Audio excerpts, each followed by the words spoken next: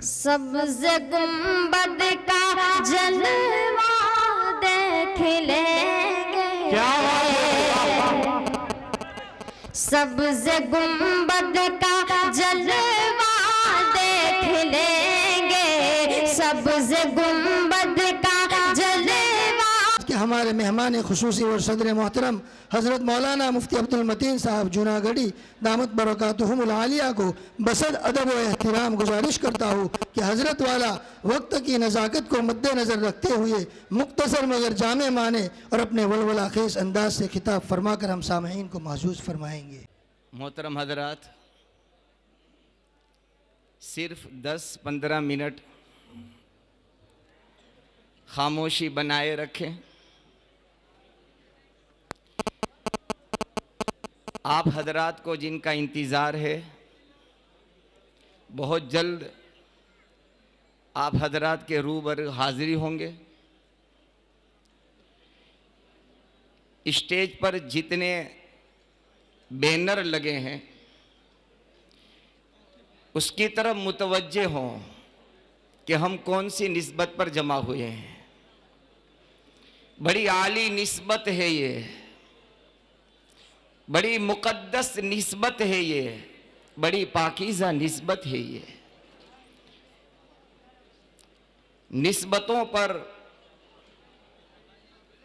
इंसानियत की कीमत और उसका उरूज हुआ करता है।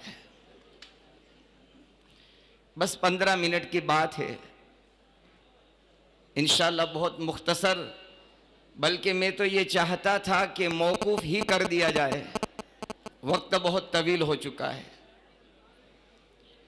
लेकिन आपकी ज़िंदगी का एक गोशा आपके सामने पेश करना है जिससे हम और आप कोसों दूर चले जा रहे हैं। बस अल्लाह से दुआ करता हूँ, अल्लाह सुब्हानहू व तआला मुझे और आपको तादमे हयात हक बात कहने, सुनने, समझने और उस पर अमल करने की तौफीक अता फरमाए, आमीन। अल्हम्दुलिल्लाहि वहदा वस्सलातु वस्सलामु अला मन ला नबिय्य बअदा। अम्मा बादु फ़अऊज़ु बिल्लाहि मिनश शैतानिर रजीम। बिस्मिल्लाहिर रहमानिर रहीम। लक़द कान लकुम फ़ी रसूलिल्लाहि उस्वतुन हसना। वक़ाल अन्नबिय्यु सल्लल्लाहु तआला अलैहि वसल्लम लक़द बुइस्तु फ़ी उतम्मिम मकारिमल अख़लाक़ औ कमा क़ाल रसूलुल्लाहि सल्लल्लाहु अलैहि वसल्लम।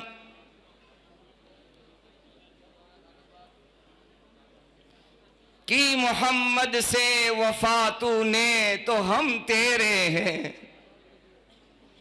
बड़ी आली निस्बत है ये, बड़ा पाकीज़ा मौजू है ये, बड़ी मुक़द्दस कॉन्फ्रेंस है ये जलसा है ये। शायर कह रहा है कि मोहम्मद से वफा तूने तो हम तेरे हैं। ये जहां चीज है क्या लोहो कलम तेरे हैं। ये जहां चीज है क्या लोहो कलम तेरे हैं।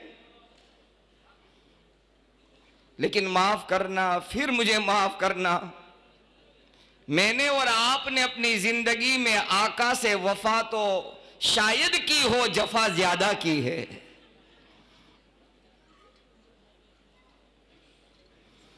सीरतुन नबी सल्लल्लाहु तआला अलैहि वसल्लम का ये उन्वान, क्या मतलब है सीरत का? मतलब ये है कि आकाए दो जहां ताजदारे मदीना हबीबे खुदा इमामुल अंबिया शहंशाह दो जहां काली कमली वाले सुनहरी जाली वाले साक़िए कौसर शाफ़े महशर मुहम्मदुर रसूलुल्लाह सल्लल्लाहु ताला अलैहि वसल्लम की ज़ात अक़दस की विलादत बासादत से लेकर विसाल तक की पाकीज़ा कामिल मुकम्मल जिंदगी और हयात तैयबा को कहना सुनना और उसको जिंदगी में अपनाना।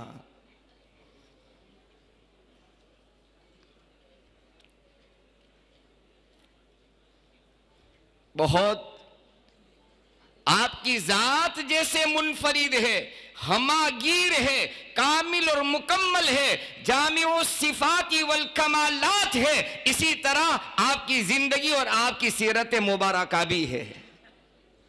कहां से इब्तिदा करूं और कहां इंतहा हो। अजीज तलबा ने सही कह रहा हूं, आपने भी सुना है।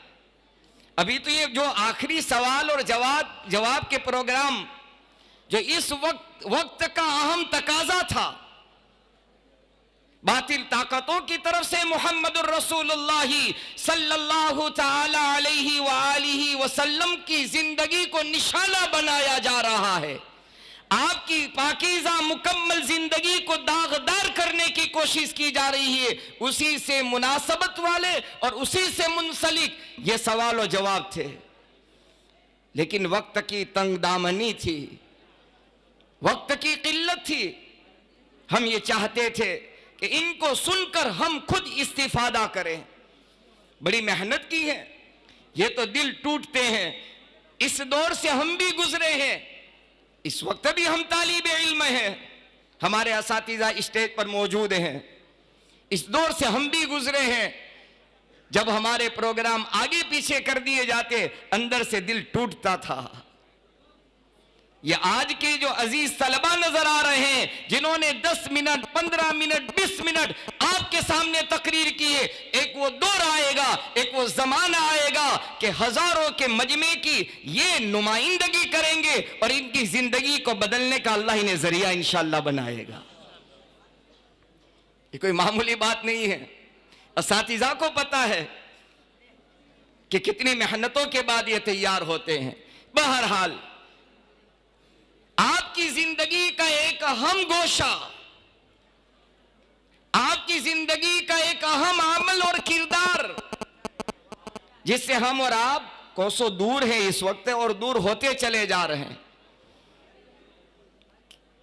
पैदा होने से लेकर विसाल तक की जिंदगी, इसको बयान करने के लिए बकौल मुबल्लिग इस्लाम हजरत अल्लामा अब्दुल मजीद नदीम शाह साहब नव्वरल्लाहु मरकदहू, आपने अपने खुतबात में लिखा है कि आका की जिंदगी अगर बयान करनी हो तो जिब्राइल की जुबान चाहिए, सिद्दीक अकबर का कल्बे अतहर चाहिए और अल्लाह के नबी सैयदना नूह अलैहिस्सलातु वस्सलाम की उम्र चाहिए।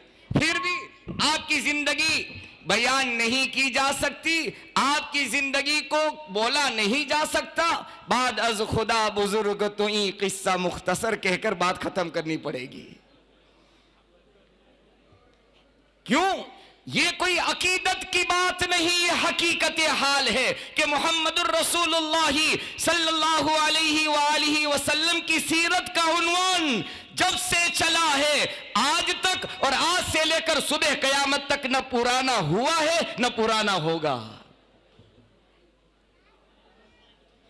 और हम आपसे ये भी दरख्वास्त करते हैं, अल्हम्दुलिल्लाह जिस बस्ती में हैं वहां तो माशाअल्लाह बड़ी दीनदारी है, लेकिन हम जिस इलाके में रहते हैं, हम नमाज जुमा के खिताब में अपने साथियों से, अपने नमाजियों से बतौर खास कहते हैं कि मीलादुन नबी अपनी जगह है, मीलादुन नबी अपनी जगह है। मीलादुन नबी को मनाने से ज्यादा इस वक्त माशरा, सोसाइटी और समाज और हम मुसलमानों को सीरतुन नबी अपनाने की जरूरत है। हम सीरतुन नबी से कोसों दूर हो चुके हैं। इसको दुरुस्त करना पड़ेगा, नहीं रहता। ईमन अबदा अला हबीबिका खैरिल खल्क़ि कुल्लिहिमी। तो मैं अर्ज ये कर रहा था कि आका की जिंदगी को बयान करना, विलादत से लेकर विसाल तक को बयान करना, उम्र नूह भी अगर मिल जाए तब भी ना तमाम हो, नाकिस और अधूरा होगा। इसीलिए किसी सहाबी ने मरियम इस्लाम अफीफा कायनात उम्मुल मुमिनीन वल मुमिनात सैयदा आयशा सिद्दीका बिनते सिद्दीक रदी अल्लाह ताला अन्हुमा से सवाल किया था कि आप आका का किरदार, आका की जिंदगी, मुहम्मदुर रसूलुल्लाह सल्लल्लाहु अलैहि वसल्लम की हयात तैयबा को बयान कीजिए। आयशा सिद्दीका रदी अल्लाह ताला अन्हा ने जवाब दिया था कि आप कुरान नहीं पढ़ते, कान खुलुकुहु अल कुरान, कि जो कुछ सफहात कुरान में है वो लम्हात हयात यानी मुहम्मदुर रसूलुल्लाह सल्लल्लाहु की जिंदगी में है। आप अगर कुरान इल्मी किताब है तो मुहम्मदुर रसूलुल्लाह सल्लल्लाहु अलैहि वसल्लम अमली किताब है। आपकी जिंदगी का एक गोशा जिसे अफ़्व दरगुजर करना, माफ करना, लेट गो करना, आज हमारी जिंदगी से तकरीबन रुखसत हो रहा है। इसके लिए हमें फतेह मक्का का हाल पढ़ना और सुनना होगा और फतेह मक्का में आपके किरदार को अपनाना होगा जो मोहम्मद रसूलुल्लाह सल्लल्लाहु अलैहि वसल्लम ने अपनाया। कितनी बड़ी फजीलत है आप दरगुजर की। सैयदना अबू हुरैरा रज़ी अल्लाह ताला अन्हु की रिवायत है, वो फरमाते हैं रहमत दो आलम ताजदार मदीना मोहम्मद रसूलुल्लाह सल्लल्लाहु अलैहि वसल्लम ने इरशाद फरमाया कि अल्लाह के नबी सैयदना मूसा बिन इमरान अलैहि सलातु वस्सलाम ने अल्लाह से सवाल किया, अर्ज किया, या रब्बी मन्नासु इंदक इबादक, ए अल्लाह, ए रब्बुल आलमीन, तेरे दरबार में, तेरी बारगाह में, तेरे बंदों में सबसे ज्यादा अजीज और प्यारा बंदा तेरा कौन है।